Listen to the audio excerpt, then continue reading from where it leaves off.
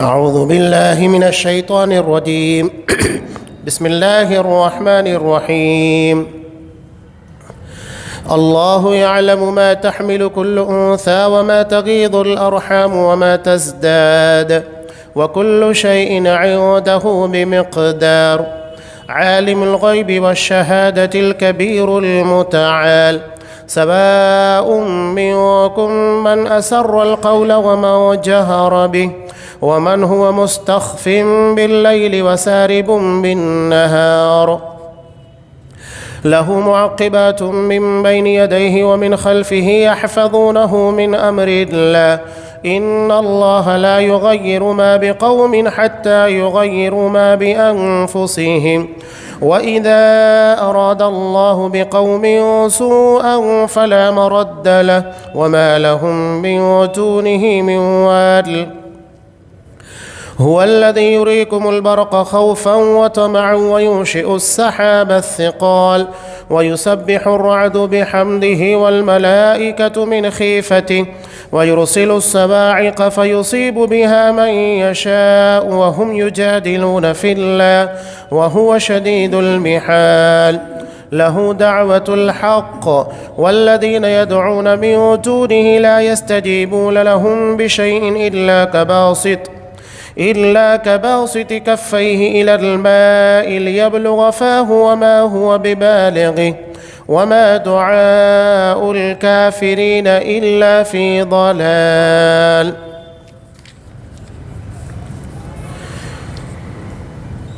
مادہ اپنے شکم میں جو کچھ رکھتی ہے اسے اللہ بخوبی جانتا ہے، اور پیٹ کا گھٹنا بڑھنا بھی، ہر چیز اس کے پاس اندازے سے ہے۔ ظاہر و پوشیدہ کا وہ عالم ہے، سب سے بڑا اور سب سے بلند بالا۔ تم میں سے کسی کا اپنی بات کو چھپا کر کہنا اور بآواز بلند اسے کہنا، اور جو رات کو چھپا ہوا ہو اور جو دن میں چل رہا ہو، سب اللہ پر برابر و یکساں ہے۔ اس کے پہرے دار انسان کے آگے پیچھے مقرر ہیں، جو اللہ کے حکم سے اس کی نگہبانی کرتے ہیں۔ کسی قوم کی حالت اللہ تعالیٰ نہیں بدلتا جب تک کہ وہ خود اسے نہ بدلیں جو ان کے دلوں میں ہے۔ اللہ تعالیٰ جب کسی قوم کی سزا کا ارادہ کر لیتا ہے تو وہ بدلہ نہیں کرتا، اور سوائے اس کے کوئی بھی ان کا کارساز نہیں۔ وہ اللہ ہی ہے جو تمہیں بجلی کی چمک ڈرانے اور امید دلانے کے لیے دکھاتا ہے، اور بھاری بادلوں کو پیدا کرتا ہے۔ گرج اس کی تسبیح و تعریف کرتی ہے، اور فرشتے بھی اس کے خوف سے۔ وہی آسمان سے بجلیاں گراتا ہے اور جس پر چاہتا ہے اس پر ڈالتا ہے۔ کفار اللہ کی بابت لڑ جھگڑ رہے ہیں، اور اللہ سخت قوت والا ہے۔ اسی کو پکارنا حق ہے۔ جو لوگ اوروں کو اس کے سوا پکارتے ہیں وہ ان کی پکار کا کچھ بھی جواب نہیں دیتے، مگر جیسے کوئی شخص اپنے دونوں ہاتھ پانی کی طرف پھیلائے ہوئے ہو کہ اس کے منہ میں پڑ جائے، حالانکہ وہ پانی اس کے منہ میں پہنچنے والا نہیں۔ ان منکروں کی جتنی پکار ہے سب گمراہی میں ہے۔ سورہ رعد آیت نمبر 8 سے آیت نمبر 14۔ محترم سامعین، عزیز ماں اور بہنوں، اس سورہ کی ابتدا میں جیسا کہ بیان کیا گیا کہ اللہ نے اپنی توحید کو مختلف انداز سے بیان کیا۔ اب انسانوں میں بھی مختلف طرح کے لوگ ہیں۔ کچھ ایسے ہیں جو انتہائی جاہل، یعنی انہوں نے کبھی علم سے اپنی وابستگی رکھی ہی نہیں۔ کچھ ہیں جو کچھ پڑھے لکھے ہوئے، اور کچھ ایسے ہیں کہ جو بہت زیادہ علم رکھتے ہیں۔ قرآن میں تمام لوگوں کے لیے دلائل اور وضاحت یکساں طور پر ہے، ہر طبقے کے لیے، تاکہ کوئی طبقہ یہ نہ کہے کہ مجھے اللہ کی وحدانیت، اس کا دین اور اس کی توحید صحیح سے سمجھ میں نہ آئی۔ یہاں کچھ چیزیں ایسی بیان کی جا رہی ہے جو دراصل آج کے دور میں ممکن ہو گیا۔ ورنہ یہ قریب 200-300 سال پہلے ان ساری چیزوں کا تصور ہی نہیں تھا، اور جب قرآن مجید نازل ہوا تو سوچا بھی نہیں جا سکتا تھا جو اللہ نے یہاں پر بیان کیا ہے۔ دیکھیے اللہ یہاں بیان کر رہا ہے، مادہ اپنے شکم میں جو کچھ رکھتی ہے، یعنی جنین جسے حمل کہا جاتا ہے، اسے اللہ بخوبی جانتا ہے، اور پیٹ کا گھٹنا بڑھنا بھی۔ ہر مادہ کے لیے حالات جدا جدا ہے۔ انسانی زندگی کے اندر ہم دیکھتے ہیں کہ عمومی طور پر 6 مہینے سے لے کر 9 بلکہ 10 مہینہ بھی ہو جاتا ہے کہ بچہ اپنی ماں کی پیٹ میں حالت حمل کی شکل میں ہوتا ہے۔ اللہ کہہ رہا ہے کہ اس کا گھٹنا بڑھنا جو کچھ ہے سب جانتا ہے، وہ نر ہے مادہ ہے۔ اب یہاں ایک چیز قرآن نے غیبیات میں سے، یعنی جسے اللہ کے سوا کوئی نہیں جانتا، ایک چیز کا تذکرہ کیا کہ وَيَعْلَمُ مَا فِي الْأَرْحَامِ، اللہ رحموں میں کیا ہوتا ہے اسے جانتا ہے۔ اب یہاں تذکرہ یہ نہیں ہے کہ صرف انسانوں کے تعلق سے، جتنے بھی مادہ ہیں اللہ نے جو پیدا کیے وہ سب کے بارے میں جانتا ہے کہ رحم میں کیا ہے۔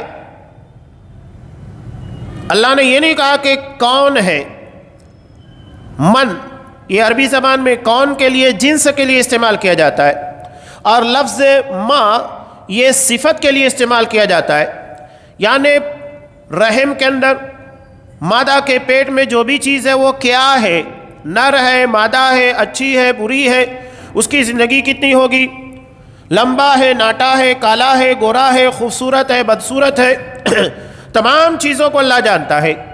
یہ ماں کے اندر یعنی کیا ہے ساری چیزیں آ جاتی ہیں جو بتانا مقصود ہے، جب کہ من میں صرف ایک ہی چیز کا فرق ہوتا ہے کہ نر ہے یا مادہ۔ اور یہ کوئی اتنا بڑا کھیل نہیں ہے، جیسا کہ لوگ کہتے ہیں کہ یہ چیز تو بڑی آسانی کے ساتھ سونوگرافی کے ذریعے اور آج کی جدید ٹیکنالوجی کے ذریعے ممکن ہو گئی ہے۔ قرآن نے یہ نہیں کہا، قرآن نے یہ کہا کہ ماں کیا ہے اس کے اندر، آپ اس کے اندر ساری چیزیں آ جاتی ہیں، صرف جنس کی تعریف اور پہچان نہیں، اس کا سارا بایو ڈاٹا، اس کی زندگی کے تمام کوائف، اس کی زندگی کی تمام حالتیں، ساری اچھائیاں ساری برائیاں سب شامل ہو جاتی ہیں۔ تو یہ لفظ ماں کی حقیقت ہے۔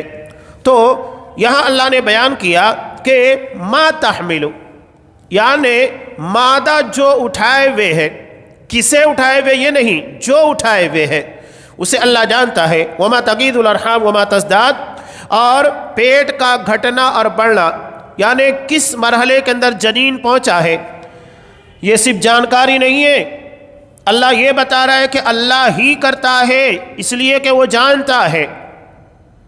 ورنہ ایک حقیر سے قطرے کو، ایک معمولی سے جرثومے کو جو ہماری ننگی نگاہوں سے دکھائی نہیں دیتا، ایک مکمل انسان کی شکل عطا کرنا، اور صرف شکل نہیں بلکہ اپنے والد اور والدہ کی تمام خوبیوں کو اس کے اندر شامل کر دینا، یہ صرف اللہ تبارک و تعالیٰ کی ہی قدرت ہے، اور اسی کا علم ہے۔ اسی چیز کو اللہ نے یہاں پر بیان کیا، ہر چیز اس کے پاس اندازے سے ہے، سب جانتا ہے، تقدیر اللہ نے بنا دی ہے۔ اور ایسا نہیں ہے کہ اللہ نے، جیسا کہ ترمذی کی روایت میں کہ اللہ نے کائنات کو پیدا کرنے سے 50,000 سال پہلے تقدیر کو لکھا، تو اس کا مطلب یہ نہیں ہے کہ اللہ کو اسی وقت علم ہوا، نعوذ باللہ، نہیں، وہ تو ازل سے تقدیر کے لکھے جانے سے پہلے ہی ان ساری چیزوں کو جانتا تھا۔ تقدیر اس نے لکھی اس وقت، اسے تحریر میں لایا گیا اور اسے لوح محفوظ کے اندر ضبط کیا گیا، یہ الگ بات ہے، لیکن وہ اللہ کے علم میں ازل سے تھی۔ کوئی چیز ایسا نہیں ہے کہ اللہ کو بعد میں معلوم ہو یا اللہ کے علم میں اضافے کا ذریعہ بنے، نہیں، جس طرح اللہ کی ذات ازلی ہے اس کی صفات بھی ازلی ہے، اور اللہ کی ایک صفت ہے علم، وہ علیم ہے، وہ جاننے والا ہے۔ تو اللہ تمام چیزوں کے بارے میں ازل سے جانتا ہے، تب جب سے اس کی ذات ہے، ازل سے، ہمیشہ سے، تو اللہ ہمیشہ سے ان ساری چیزوں کا علم رکھتا ہے۔ ایسا نہیں ہے کہ اس کے علم میں کچھ اضافہ ہوتا ہے یا کسی چیز کے بارے میں کمی ہو جاتی ہے، کوئی چیز کمی نہیں ہوتی ہے، نہ کسی چیز کی ذاتی، ہر چیز اللہ کے علم میں ہے۔ وَمَا كَانَ رَبُّكَ نَسِيًّا، اللہ کسی چیز کو نہیں بھولتا، ہر چیز اس کے علم میں ہوتی ہے۔ آگے اللہ بیان کر رہا ہے عالم الغیب والشہادہ، ظاہر و پوشیدہ کا وہ عالم ہے، الکبیر المتعال، وہ سب سے بڑا اور سب سے بلند بالا ہے۔ تین صفتیں اللہ کی یہاں پر بیان کی گئی، غیب اور شہادہ۔ بہت ساری چیزیں ہمارے اعتبار سے غیب اور شہادہ ہوتی ہے، اللہ کے لیے کوئی چیز غیب نہیں ہے، یہ بات یاد رکھیے گا۔ ہر چیز اللہ کے لیے شہادہ ہے، یعنی اس کے مشاہدے میں، اس کے علم میں ہے، کوئی چیز اللہ سے چھپی ہوئی نہیں ہے۔ یہاں پر ہم موجود ہیں، یہاں پر موجود لوگ ہمارے لیے شہادہ ہے، یعنی ہمارے مشاہدے میں، ہماری نظر میں، ہمارے علم میں ہے۔ لیکن جو لوگ یہاں کے علاوہ جو ہمیں نظر نہیں آ رہے، یا جن کی آواز ہم نہیں سن رہے ہیں، جن کے بارے میں محسوس نہیں کر پا رہے، وہ سب ہمارے لیے غیب ہے۔ اصحاب کرام، نبی کریم صلی اللہ علیہ وسلم، ہم سے پہلے جتنے لوگ دنیا میں چلے گئے، سب ہمارے لیے غیب ہے، اس لیے کہ ہم نے ان لوگوں کو دیکھا ہی نہیں، تو یہ ہمارے لیے غیب ہو گئے۔ اللہ کے لیے کوئی چیز غیب نہیں، ہر چیز اللہ کے علم میں ہے۔ اللہ کے علم اور اس کی حکمت اور اس کی قدرت کے باہر کوئی چیز نہیں۔ تو اللہ نے یہاں پر جو کہا کہ وہ غیب، یعنی جو چیزیں ہمارے سامنے موجود نہیں ہے، شہادہ جو ہمارے علم میں، ہماری نظروں کے اندر ہے، مشاہدے میں، ان چیزوں کا جاننے والا، تو اللہ نے یہاں پر یہ چیز صرف ہمارے اعتبار سے بیان کی ہے، ورنہ اللہ کے لیے تمام چیزیں اس کے مشاہدے، اس کے علم میں ہے۔ وہ کبیر ہے اور متعال ہے۔ دو اور صفتیں یہاں پر بیان کی گئی، اللہ سب سے بڑا ہے اور سب سے بلند بھی ہے۔ اس کا مطلب یہ ہوا کہ اللہ کے اوپر کوئی نہیں۔ متعال کا مطلب یہ، اور اللہ کی ایک صفت قرآن مجید میں آیت الکرسی کے بالکل اخیر میں بیان بھی کی گئی، وَهُوَ الْعَلِيُّ الْعَظِيمُ، اللہ علی ہے، سب سے بلند ہے، سب سے عظیم ہے۔ یہ اللہ کی صفت۔ سوشل میڈیا کے زمانے میں ہم دیکھ رہے ہیں کہ گمراہیاں پہلے تو کتابوں کے اندر لوگ بیان کیا کرتے تھے، تحریروں میں آیا کرتی تھی، تقریروں کو سننے کے بعد جہاں تک آواز پہنچی وہاں تک۔ لیکن سوشل میڈیا کے دور میں جہاں ایسے علماء کے سننے والے ہزاروں نہیں لاکھوں کی تعداد میں، یہ ہمارے لیے بڑا مسئلہ ہے۔ خاص طور سے ایسے علماء جن کے بارے میں لوگ سمجھتے ہیں کہ سلفی ہیں، یہ اہل حدیث علماء ہیں، یا ان کا مزاج، ان کا عقیدہ اہل حدیثوں سے میچ کھاتا ہے، نہیں، وہ ہے ہی نہیں۔ وہ تو تحریکیت سے، اخوانیت سے اور بہت ساری گمراہ تنظیموں اور بہت سارے گمراہ عقائد اور افکار سے جڑے ہوئے ہیں۔ خاص طور سے ڈاکٹر اسرار احمد، انتقال ہو چکا ہے، لیکن ان کی اپنی جو گمراہیاں ہیں وہ ہمارے لیے معنویت رکھتی ہیں، ہم اس کے بارے میں بات کریں گے۔ اگر کوئی بھی زندہ ہو، مردہ ہو، اس نے سلف کے عقیدے قرآن و حدیث کے خلاف کچھ بھی کہا ہو، اس کا رد کرنا اور اس کے بارے میں لوگوں کو صحیح بات بیان کرنا ہماری ذمہ داری ہے۔ اس باب میں ان کی کلپ سب سے زیادہ چلتی ہے۔ یہ بیان کرنا اس لیے بھی ضروری ہے کہ ہمارے اہل حدیث طبقے کے لوگ بھی، سلفی بھی، ان کی تقاریر، ان کی کلپسوں کو سننے کے بعد سوچ میں پڑ جاتے۔ جو پوچھ لیتے ہیں، جو بیدار مغز ہوتے ہیں، ان کے لیے بہتر ہے کہ وہ سمجھ جاتے، لیکن کچھ نہ کچھ اثر ہمارے درمیان اس کا پڑتا ہے۔ یہ وحدت الوجود کے قائل، نعوذ باللہ، یعنی پوری کائنات یا پوری چیز یہ سب اللہ کے وجود کا حصہ ہے، یہ ایک باطل شرکیہ عقیدہ ہے۔ سورہ حدید کی تفسیر آپ ان کی پڑھ لیجئے، هو الاول والآخر والظاہر والباطن، کھلے طور پر بیان کیا، جبکہ یہ فرق قرآن مجید نے صاف کیا کہ اللہ تبارک و تعالیٰ انسانوں کے ساتھ اپنے علم، اپنی حکمت، اپنی قدرت کے ساتھ ہے، اور وہ اپنے وجود کے ساتھ عرش پر مستوی ہے۔ یہ ایک بہت بڑا اہم مسئلہ۔ اور دوسری بات یہ کہ قرآن نے اللہ کے لیے علی، بلند، اور یہاں پر بھی قرآن مجید نے بیان کیا کہ اللہ کی ایک صفت ہے متعال، اللہ سب سے بلند ہے، یعنی اللہ سے زیادہ بلند کوئی نہیں، اللہ بلندی پر ہے۔ تو جب اللہ کی صفت متعال ہے، اللہ کی صفت علی ہے، وہ سب سے بلند ہے، بلند و بالا ہے، بلند تر ہے، تو پھر ہم اسے کیوں نہ بیان کریں؟ یہ کہتے ہیں کہ نہیں، اگر اللہ کے لیے سمت طے کر دی گئی کہ اللہ دائیں بائیں آگے پیچھے اوپر نیچے کسی جگہ ہم نے اللہ کو بتا دیا، تو نعوذ باللہ ہم نے اللہ کو ایک جگہ میں، ایک سمت میں قید کر دیا، جبکہ یہ چیز اللہ کے لیے مناسب نہیں۔ اللہ کے لیے کیا مناسب ہے، کیا نہیں ہے، یہ اللہ سے بہتر کون جانے گا؟ ہم کون ہوتے ہیں اس کے بارے میں طے کرنے والے کہ کس جگہ کو اللہ کے لیے طے کریں گے؟ اللہ نے خود اپنے بارے میں بیان کیا کہ وہ عرش پر مستوی ہے۔ ہم کون ہوتے ہیں جب وہ یہ خود قرآن مجید میں وضاحت کے ساتھ کہہ رہا ہے کہ وہ عرش پر مستوی ہے، تو ہم یہ کہیں کہ اللہ کہیں پر ہے ہی نہیں، نہ اوپر ہے، نہ نیچے ہے، نہ دائیں نہ بائیں، نہ آگے نہ پیچھے، تو کہاں ہے پھر؟ کہیں تو اللہ کو ماننا ہوگا۔ یہ کہتے ہیں کہ اللہ کہیں نہیں ہے، لا مکانی ہے۔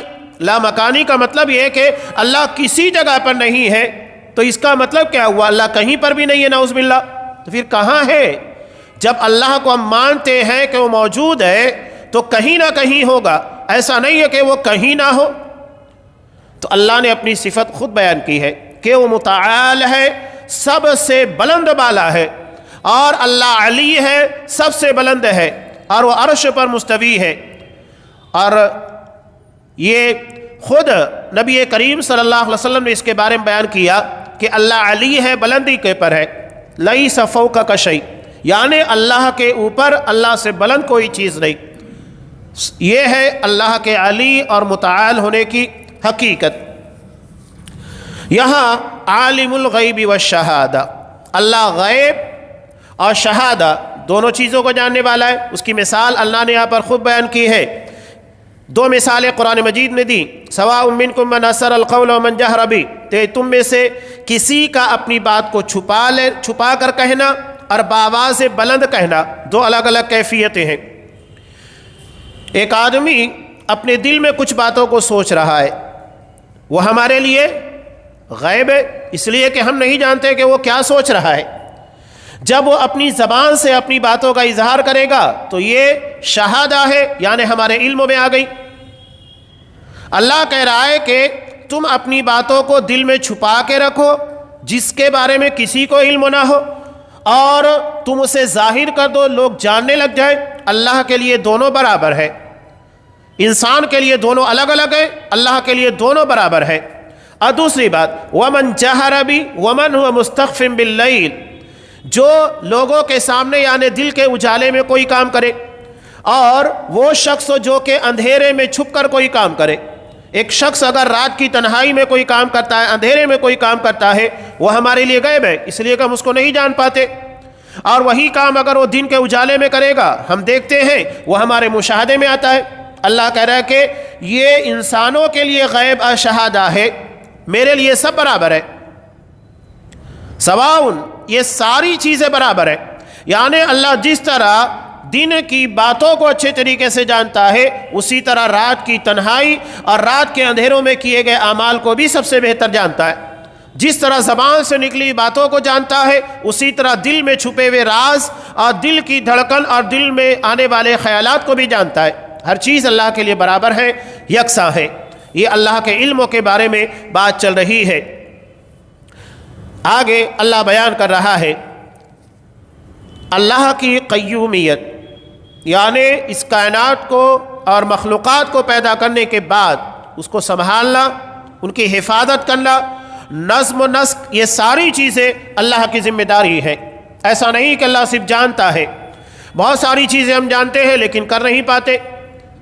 اگر ہمیں کسی کی بیماری کے بارے میں علم ہے کہ ہاں اس کو یہ بیماری ہے، علاج نہیں کر پاتے، اس لیے کہ ہمیں علاج کرنے کی قدرت نہیں ہے، علاج کا علم نہیں ہے۔ بیماری جان سکتے ہیں کہ ہاں یہ اس بیماری کی علامت ہے لیکن علاج نہیں کر سکتے. کیوں نہیں کر سکتے؟ قدرت نہیں ہے. تو اللہ علم کے ساتھ قدرت بھی رکھتا ہے. اس نے اتنی عظیم الشان کائنات کو بنایا، انسان جیسی مخلوقات کو بنایا، تو اللہ انہیں پیدا کرنے کے بعد ان کے انتظام، ان کے پر قدرت رکھنے سے غافل نہیں ہے یا اس سے عاجز نہیں ہے. ہر چیز کے پر مکمل اختیار، مکمل قدرت رکھتا ہے. اس کے پہرے دار انسان کے آگے پیچھے مقرر ہے. فرشتے یہ انسانوں کی حفاظت کے لیے، سیکورٹی کے لیے ہوتے ہیں. یہ دعا کی بہت بڑی برکت ہے کہ دعا کی وجہ سے جب ہم گھر کے باہر نکلے یا کہیں سواری پر جا رہے ہیں، قضاء حاجت کے لیے جا رہے ہیں، تو اس وقت تو ان دعاؤں کی اہمیت کا اندازہ ہوتا ہے. دعا کی برکت سے اللہ ہمیں حفاظت کرنے والے فرشتے دیتا ہے، جس کی وجہ سے شیاطین یا کسی قسم کا حادثہ ہمارے ساتھ پیش نہیں آ پاتا. تو اس کے پہرے دار انسان کے آگے پیچھے مقرر ہیں. یہ اس کی حفاظت کرتے ہیں، جو اللہ کے حکم سے اس کی نگہبانی کرتے ہیں. کسی قوم کی حالت اللہ تعالیٰ نہیں بدلتا جب تک کہ وہ خود اسے نہ بدلے جو ان کے دلوں میں ہے. اس لیے کہ سارا معاملہ دل کے پر منحصر ہے. نبی کریم صلی اللہ علیہ وسلم کی ایک مشہور روایت بخاری کی کہ انسان کے جسم میں گوشت کا ٹکڑا ہے، اذا صلحت صلح الجسد کلہ واذا فسدت فسد الجسد کلہ الا وہی القلب، کہ جب وہ درست ہوتا ہے تو سب کے سب صحیح ہوتا ہے، اگر وہ بگڑ جائے سب بگڑ جاتا ہے. اور وہ دل ہے، اسی کو یہاں قرآن مجید نے بیان کیا جو تمہارے دل میں ہے. یعنی اگر ہماری سوچ بدلے گی تو ہمارے اعمال بدلیں گے، ہماری نیت اچھی ہوگی تو ہمارے عمل اچھے ہوں گے. ایسا نہیں ہے کہ ہماری نیت بہت خراب ہے اور عمل بہت اچھا ہے. ہم اگر آپسی معاملات میں بھی دیکھیے، گھر کے اندر تنازع ہو جاتا ہے، خاص طور سے میراث کا، حصے ترکے کا، تو ہم کیا کہتے ہیں؟ اس کی نیت خراب ہے. یہ نیت کی خرابی انسانوں کو غلط اعمال کی طرف اور بہت سارے شر و فساد کی طرف، بلکہ سارے شر و فساد کا منبع یہی ہماری دل کی خرابی ہے. یہ اگر صحیح ہے سارے معاملات صحیح ہوں گے. عبادتوں کی بنیاد اسی دل کے پر رکھی گئی ہے کہ اگر ہم دل لگا کر عبادت نہیں کریں گے تو نتیجہ کیا نکلے گا؟ ہماری عبادتیں بے معنی ہوگی.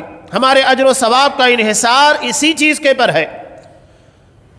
علامہ اقبال نے جو شعر کہا تھا، خدا نے آج تک اس قوم کی حالت نہیں بدلی، نہ ہو جس کو خیال خود اپنی حالت کے بدلنے کا. قرآن نے صرف حالت کا تذکرہ نہیں کیا، کہا کہ دل کے اندر یعنی نفس کو بدلنا ہوگا.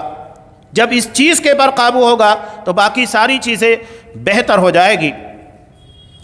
ہاں، اللہ جب کسی قوم کے ساتھ سزا کا ارادہ کرتا ہے تو بدلہ نہیں کرتا، اور سوائے اس کے کوئی بھی ان کا کارساز نہیں.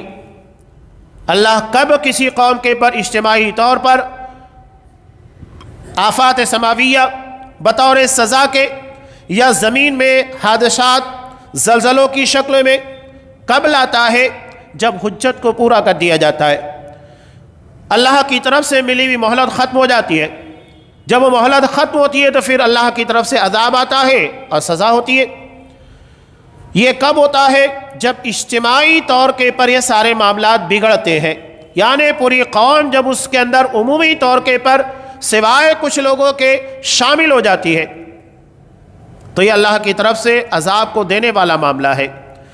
نبی کریم صلی اللہ علیہ وسلم نے کہا کہ اللہ کا عذاب جو آتا ہے اس کے بارے میں جب سوال کیا گیا کہ انہلک وفینا الصالحون، کہ کیا ہمارے درمیان نیک لوگ موجود ہوں گے اس کے بعد بھی ہم کو ہلاک کر دیا جائے گا؟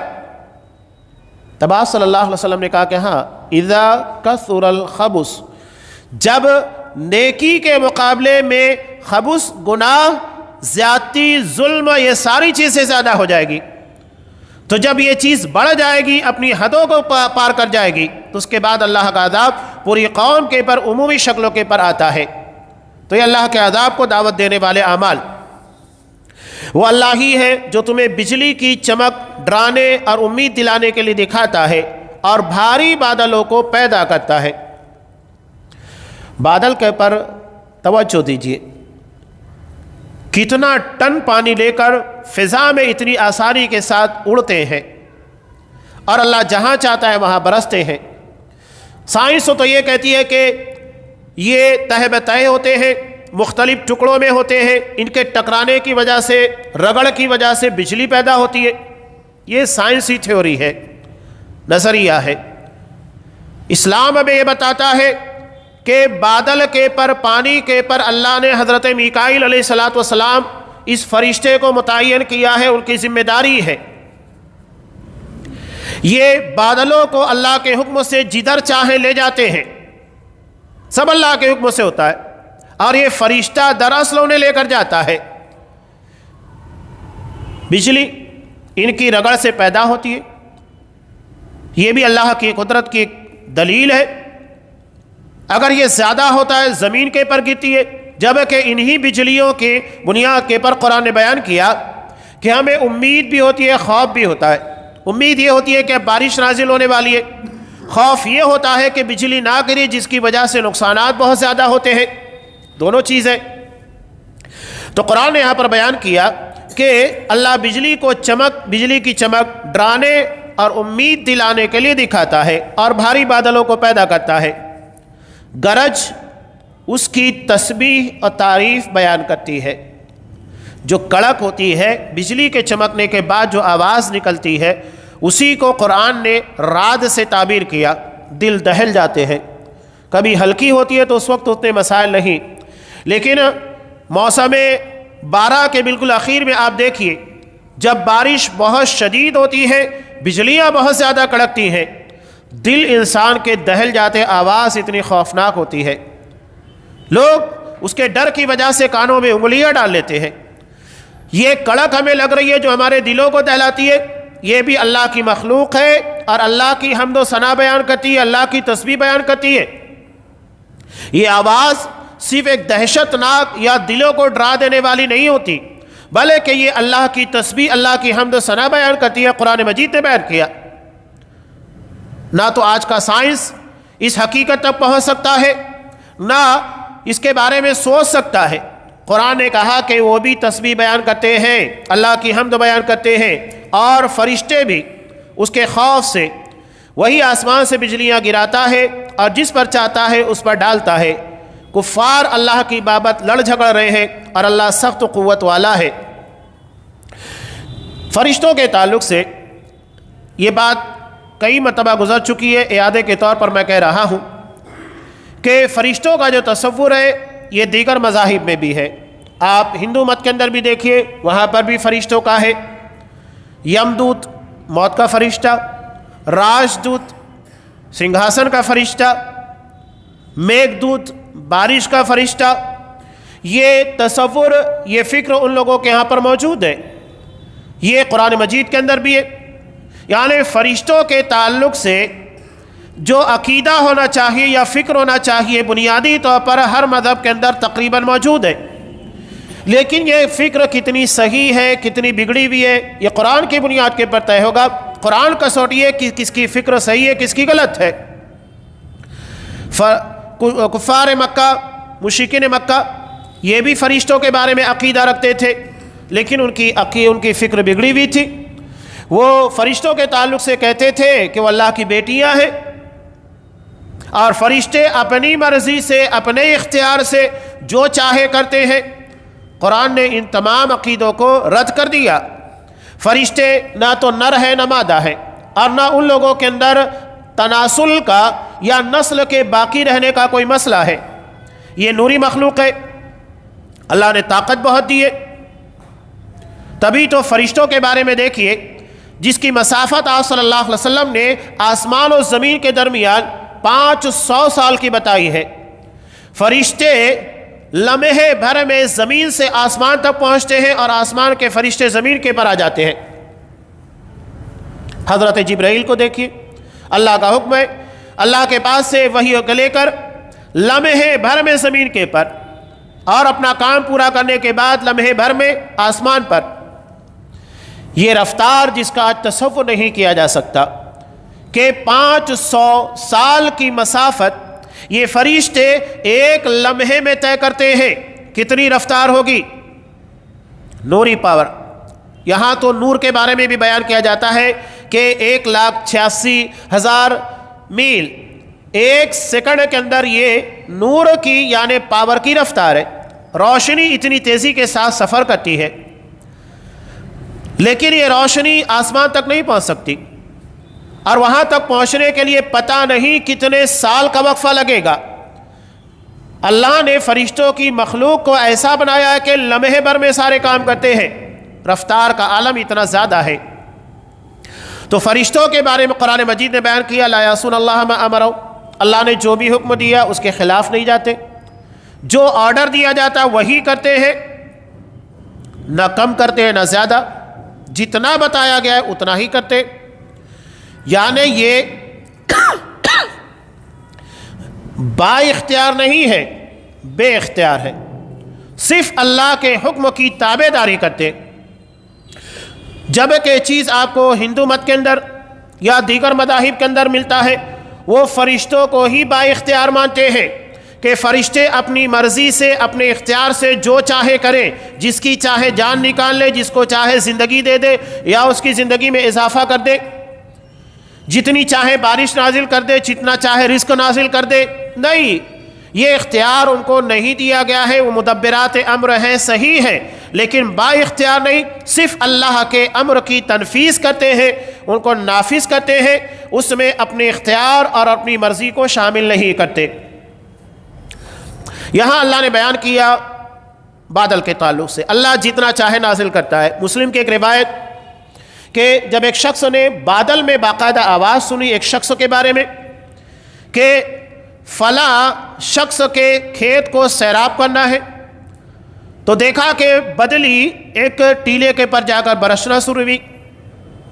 برسنے کے بعد پرنالے کے ذریعے وہ پانی ایک شخص کے کھیت میں جو اپنے بیلچے کو لے کر اپنے کھیت کی مڈیروں کو صحیح کر رہا تھا، جیسے ہی اس نے صحیح کیا پانی وہاں تک پہنچ گیا. وہ حیران ہو گیا. اس شخص سے پوچھا کہ تمہارا نام کیا ہے؟ تو اس نے وہی نام بتایا جو اس بدلی کو کہا گیا تھا. تو اس نے کہا کہ تم میرا نام کیوں پوچھ رہے ہو؟ کہا کہ میں نے بدلی میں تمہاری آواز سنی تھی، اسی نام کے ذریعے کہا گیا تھا کہ فلاں شخص کے کھیت کو سیراب کرنا ہے. تم کرتے کیا ہو؟ کس عمل کی بنیاد کے پر اللہ کی طرف سے اتنی بڑی نعمت تمہیں حاصل ہے؟ اس نے کہا کہ جب تمہیں اتنا پتہ ہی لگ گیا ہے تو میں بتاتا ہوں کہ میں اپنی کھیتی کا 3 حصہ کرتا ہوں. ایک حصہ غربا مساکین میں تقسیم کرتا ہوں، ایک حصہ اپنے گھر اپنے بال بچوں کے لیے، اور باقی کا تیسرا حصہ آئندہ کی فصل کی تیاری میں لگاتا ہوں. تو یہ اللہ کی طرف سے انعام ہوتا ہے. جو صدقہ و خیرات کرتے ہیں اپنے مال کا زیادہ تر حصہ اللہ کی راہ میں خرچ کرتے ہیں. وہ اپنی کمائی کا 3 میں سے 1 حصہ خرچ کر رہا تھا، یعنی تقریباً 33 یا 34%، بہت زیادہ ہے. یہاں تو اللہ نے ہم کو سال بھر میں صاحب نصاب ہونے کی بنیاد کے پر 2.5% زکوٰۃ ادا کرنے کا حکم دیا، وہ نہیں کرتے. صحیح طور کے پر اگر ہم اپنے مالوں کی زکوٰۃ نکالیں، اجتماعی طور پر اس کو جمع کیا جائے، اجتماعی امور کے اندر اس کو لایا جائے، تو نتیجہ کیا ہوگا؟ ہمیں کسی کے سامنے ہاتھ پھیلانے کی ضرورت نہیں ہوگی، نہ کسی کالج کے لیے، نہ یونیورسٹی کے لیے، نہ ہاسپٹل کے لیے. لیکن نہیں، مالدار ترین بنتا جا رہا ہے، غریب سے غریب تر بنتا جا رہا ہے. اسلام نے یہ تھیوری دی ہی نہیں ہے. اس نے دولت کے رخ کو صدقات و خیرات کے ذریعے سے غربا مساکین کی طرف پھیر دیا ہے، اور یہ سماج اور معاشرے میں معیشت کے نظام کو بہتر بنانے کا سب سے اچھا طریقہ ہے. یہ صرف مسلمان نہیں، اغیار بھی اس کی تعریف کرتے ہیں. انگلینڈ کا پرنس چارلس کہتا ہے کہ دنیا میں غریبی کا خاتمہ کرنا ہے تو اس کے لیے نظام زکوٰۃ ضروری ہے. اسی نظام کی بنیاد کے پر ہم غریبی کا خاتمہ کر سکتے ہیں. لیکن نہیں، وہ فکر نہیں ہے. آج خود اپنے درمیان رہتے ہوئے بڑے بڑے مالداروں کو دیکھیے، وہ کتنا دوسرے لوگوں کو کھڑا کرتے ہیں. اپنے خاندان کا کوئی شخص اگر کاروباری اعتبار سے پسپا ہوتے جا رہا ہے، کتنی مدد کرتے ہیں؟ نہیں کرتے، اس کو سنبھالا نہیں دیا جاتا. آج لوگ مثال دیتے ہیں سکھوں کی اور بوہرا لوگوں کی کہ یہ لوگ باقاعدہ فنڈ جمع کر کے اپنے کسی بھی شخص کو جو غریب اور نادار ہوتا ہے اس کے پیروں کے پر کھڑا کرتے، اس کی تجارت کو مضبوط کرتے. تبھی ہمیں ان لوگوں کے اندر کوئی غریب نظر نہیں آتا۔ تو اگر وہ لوگ اس نظام کو جس طریقے سے بھی چلا رہے، جس کا حقیقی تصور ہمیں قرآن نے زکوٰۃ کے ذریعے دیا تھا، نہیں کر رہے، وہ کر رہے ہیں، کسی بھی شکل میں کامیاب ہے نہیں۔ ہمارا مزاج یہ ہے کہ کوئی ہمارے لیول پر نہ آ سکے۔ اگر کوئی شخص بڑھ رہا ہے، کچھ گاڑی آ گئی ہے اس کے پاس، یا اس نے اپنے کاروبار کے اندر ترقی کر لی ہے، تو بڑے بڑے مالدار لوگوں کے ذہن و دماغ کے اندر حسد جلن کی آگ جلنا شروع ہوتی ہے کہ ہمارے یہاں پر کام کرنے والا اتنی ترقی کیسے کر رہا ہے، کاٹو اس کو۔ یہ مزاج ہے تو کہاں سے قوم ترقی کرے گی؟ یہ بنی ہے لوگوں کا مزاج، مسلمانوں کا نہیں ہے، اور یہ ہماری اپنی جماعت کو بھی تباہ کرتا ہے۔ جہاں پر یہ مزاج ہوگا اس جگہ کو اور اس جگہ کے معاملات کو تباہ کرنے کے لیے سوچ کافی ہے۔ اتنا ہی پانی دو کہ درخت زندہ رہے، وہ پنپے نہ، تو ہم بھی یہی کہتے ہیں کہ اتنا ہی دو کہ وہ صرف زندہ رہے، ہمارا محتاج رہے، اللہ کا نہیں ہمارا محتاج رہے، تاکہ وہ ہمارے گن گائے، ہماری تائید کرے، ہمارے ہر صحیح غلط کے اندر ہمارے پیچھے چلے۔ یہ دراصل فرعونیت ہے۔ قرآن نے جو تصور دیا وہ یہی ہے کہ اسلام لوگوں کی ترویج کے لیے، نشر و اشاعت کے لیے، اور ان کی دنیاوی زندگی اور آخرت کو بہتر بنانے کے لیے آیا ہے، اور یہ سوچ دراصل ہماری دنیا اور آخرت ہر چیز کو تباہ کرتی ہے۔ یہ نظریہ بڑا خطرناک ہے۔ اسلام یہ تصور دیتا ہے کہ آپ جتنا خرچ کرو گے اتنا زیادہ اللہ تم کو عطا کرے گا، اس لیے کہ وہ لوٹ کر تمہاری طرف آئے گا، اور اتنی معیشت اور تجارت بہتر ہوگی۔ آگے اللہ نے بیان کیا کہ جو اللہ کے علاوہ غیر اللہ سے امید وابستہ رکھتے ہیں، بہت پیاری مثال قرآن مجید نے دی ہے۔ جو غیر اللہ سے دعا مانگتے ہیں یا ان سے امیدیں وابستہ کرتے، مثال کیا دی ہے کہ ایک شخص کسی پانی کے پاس، چاہے وہ ندی ہو، کہیں پر بھی پانی ہو، اس جگہ کے پر کھڑا ہے، شدید پیاس لگی ہوئی ہے، اور وہ یہ سوچتا ہے کہ پانی خود بخود اس جگہ سے اٹھے گا اور اس کے منہ کے اندر چلائے گا اور اسے سیراب کر کے اس کی پیاس کو بجھا دے گا۔ کیا یہ ممکن ہے؟ ناممکن ہے۔ اگر ایک گلاس بھی آپ کے سامنے رکھا ہوا ہے تو وہ پانی کبھی بھی، گرچہ آپ کے سامنے رکھا ہوا ہے، گلاس کا ایک قطرہ بھی آپ کے ہونٹوں تک نہیں آ سکتا۔ تو یہی معاملہ غیر اللہ سے امید وابستہ رکھنے والوں کا ہے۔ قیامت تک اس کی آواز سنیں گے نہیں، نہ اس کی مرادوں کو پورا کرنے والے ہیں، نہ اس کی بگڑی بنانے والے ہیں، نہ اس کی مشکل کشائی کرنے والے، کچھ بھی نہیں ہے۔ بالکل صحیح طور کے پر اور بنیادی طور پر قرآن مجید نے اس باطل عقیدے کو رد کیا ہے۔ اس سے بہتر انداز آپ کو نہیں ملے گا۔ اس کے باوجود آپ دیکھیے کہ اللہ کے علاوہ دیگر لوگوں کے بارے میں لوگ سوچتے، یہ قرآن نہ پڑھے کا نتیجہ ہے۔ قرآن پڑھیں گے تو اس طرح کے جاہلانہ مشرکانہ عقیدے سے باز رہیں گے۔ آگے اسی ضمن کی باتیں جاری ہیں۔ قرآن مجید نے سجدے کے بارے میں، کائنات کے بارے میں بہت ساری اہم باتوں کا تذکرہ کیا ہے۔ یہ بھی آگے چل کر انشاءاللہ درسوں میں آئے گا کہ اللہ انفع کو باقی رکھتا ہے، یعنی جو چیز زیادہ فائدہ دینے والی ہے اور جو بے حیثیت، بے معنی ہوتی ہے، اللہ اس کو مٹاتے چلتا ہے۔ اس کی بہت شاندار مثال آگے کے درسوں میں انشاءاللہ آئے گی جو قرآن مجید نے بیان کی ہے۔ اللہ ہمیں ان آیات کی روشنی میں اس کی توحید، اس کی عظمت اور اس کی جلالت کو صحیح طور پر سمجھنے کی توفیق دے۔ اللہ صرف ہمیں اسی کا محتاج رکھے، ہماری ساری مشکل کشائی، حاجت روائی صرف اللہ تبارک و تعالیٰ سے پوری کرنے کی ہمیں توفیق دے۔ آمین۔ وآخر دعوانا ان الحمد للہ رب العالمین۔